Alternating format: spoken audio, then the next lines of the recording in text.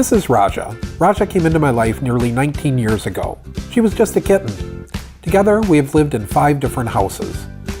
When she was just a kitten, she couldn't jump high enough to get up into the bed, so she became a great climber, jumping halfway up and climbing the rest of the way. The early days, she didn't like to be held or to even sit in your lap, but she was always in the same room as me. She hated being alone. We've had many great adventures together. One time there was a mouse in the house. She wasn't interested at all. Another time, she got out of the house, and before I could get to her, she had already put a bird in her mouth. She didn't understand why I was mad at her and made her let it go. One time, she snuck into the dryer to be with the warm clothes when I wasn't looking. When I left that day, I closed the dryer lid on my way out the door. When I returned, I wondered why she wasn't at the door waiting to greet me as she always did. I could hear her muffled cries and quickly discovered what I had done. She hasn't been in the dryer ever since.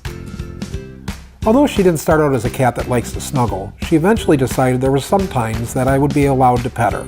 For example, if I was gone all day, upon my arrival I would be granted a few precious minutes for ear scratching and head petting. For several years she would wake me up in the morning by standing on my chest and waiting for me to give her some attention. I thought it would be cute if I could teach her to put one paw to my lips when she wanted to be pet. She learned this trick within a few days. The only problem was, now that she knew how to get me to pet her on demand, she would do this in the middle of the night when I was sleeping soundly. However, because I was asleep, I didn't respond, so she randomly would try other things to get what she was craving. One time, when she put her sharp claws to my cheek and pulled a little bit, it caused me to stir just enough that I instinctively brought a hand up to pet her, and that's when she learned that this was a better way to get my attention. That behavior has persisted even to this day.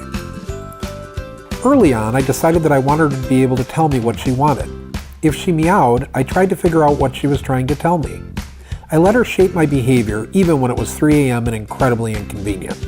Anyone who has witnessed her meow and me responding with a show me, followed by her enthusiastically running towards whatever it was that she wanted, is always impressed.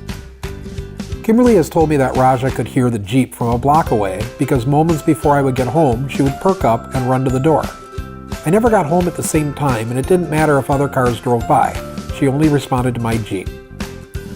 I'm writing this as Raja lays in my lap.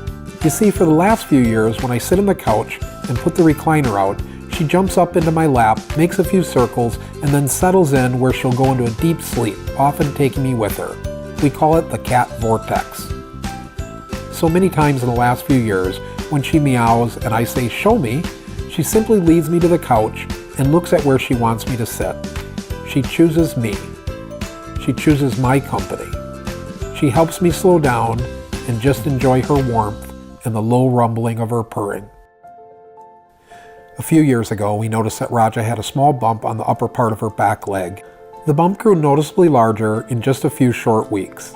The vet confirmed that it was a tumor and informed us of what our options were. We decided to have the tumor removed through surgery. After a short recovery period, she returned to her normal routines, which, by the way, were never all that normal. A year later, the vet was happy to see that the tumor had not come back. We thought we had beat it, but after a little more time had passed, we felt the bump again. And there was even some smaller growths coming in near it. The cancer had returned.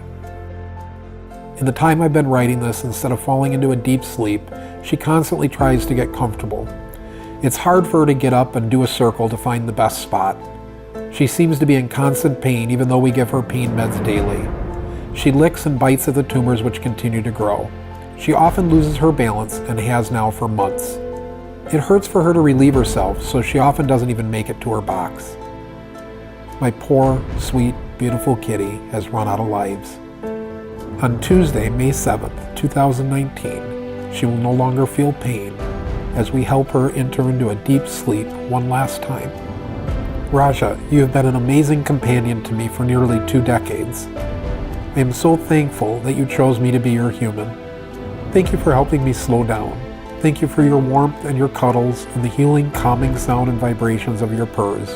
Thank you for showing me what you wanted and for walking with me through life. I am sure I will miss you more than I can ever imagine. I will always remember you and cherish our time together.